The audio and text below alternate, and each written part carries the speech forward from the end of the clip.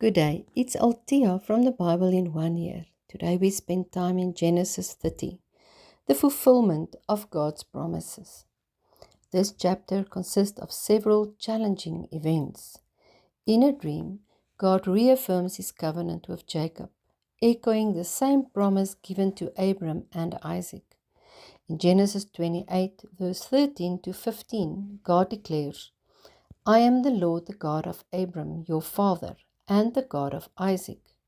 He promises Jacob's descendants as numerous as the dust of the earth, possessions of the land on which he is lying, and that all people on earth will be blessed through you and your offspring.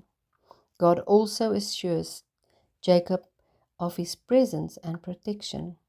I will be with you, and I will watch over you wherever you go. I will not leave you until I have done what I have promised you. This divine promise established God's faithfulness across generations. Despite this assurance, Jacob and Rachel's lives become marked by tension and struggle. Rachel becomes deeply distressed because she cannot conceive.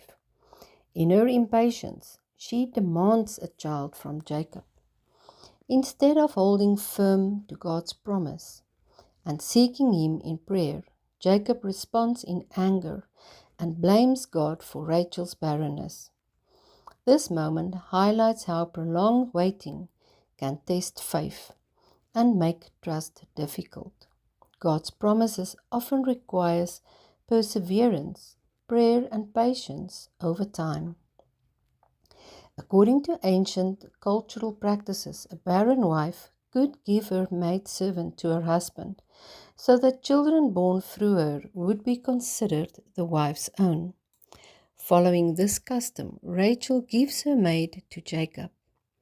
Rachel named the sons Dan and Naphtali, meaning judged and wrestled, reflecting her inner struggle and sense of rivalry. The naming of these children reveals the emotional and spiritual conflict behind their birth.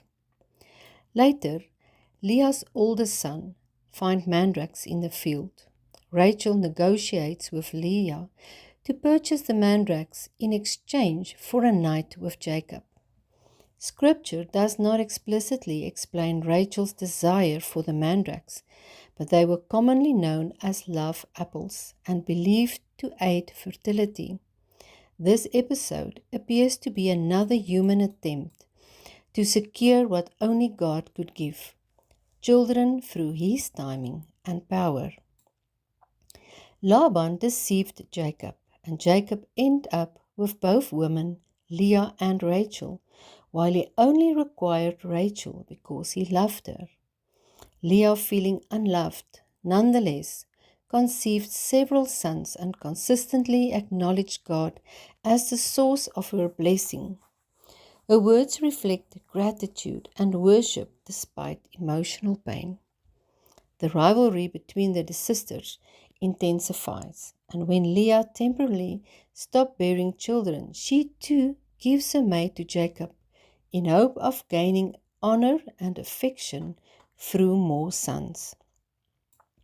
In verse 22, we read that God remembered Rachel's prayers and opened her womb so that she would conceive. She named her son Joseph, saying, God has taken away my disgrace and humiliation. With Joseph's birth, Jacob desired to return to his homeland and family. However, he is concerned about providing for his household. Laban, having benefited greatly from Jacob's presence, resists letting him go, admitting, I have learned by divination that the Lord has blessed me because of you. Later, divination would be forbidden by God, Deuteronomy 18 verse 10, highlighting Laban's ungodly practices. Jacob proposed an agreement to earn his own livelihood by taking the speckled, spotted, and dark-colored animals from the flock. Laban deceptively removed these animals, attempting to limit Jacob's prosperity. Jacob then practiced selective breeding by placing peeled branches at watering troughs, ensuring that stronger animals produce marked offsprings. Jacob's name means deceiver. He and Laban both act deceitfully. Jacob left his father Isaac's house empty-handed, fleeing from Esau. To compensate his brother from stealing his birthright and firstborn blessing, and to sustain his family, Jacob needs to go home with a significant wealth.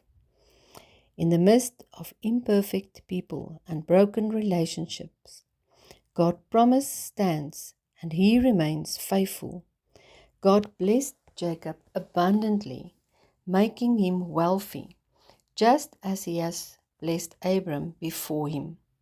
May you be blessed. Goodbye.